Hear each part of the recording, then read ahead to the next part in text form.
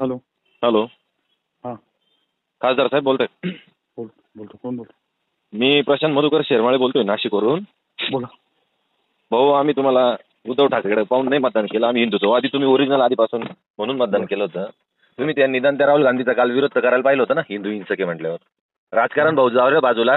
अहो, मी बीजेपीचा कट्टर कार्यकर्ता असून तुमच्या एका माणसाचा फोन आला मला बुथप्रमुख म्हणून. मी बीजेपीचं काम न करता तुमचं डोळे झाक, कारण मी आमदारकीला तुमचं काम पाहिलेलं आहे. मी जरी नाशिकचा असलो, तुम्ही माझ्या लग्नाला पण आले होते.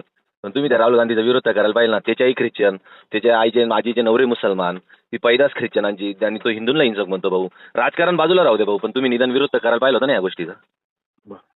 हां, काळजी घेतो. नाही तुम्ही त्यांना बोला भाऊ, जरा विरोध तरी दर्शवा निदान. काहीच तर करून विरोध तरी दर्शवा. तुम्ही काम करू नका 5 वर्ष. ते मनगोडसीने काहीच केलं नाही. आम्ही डोळे जात फक्त मोदींकडे पाहून. तुम्ही नाही केलं काम चालेल, पण हिंदू म्हणून तर त्याला बोला निदान. ठीक आहे.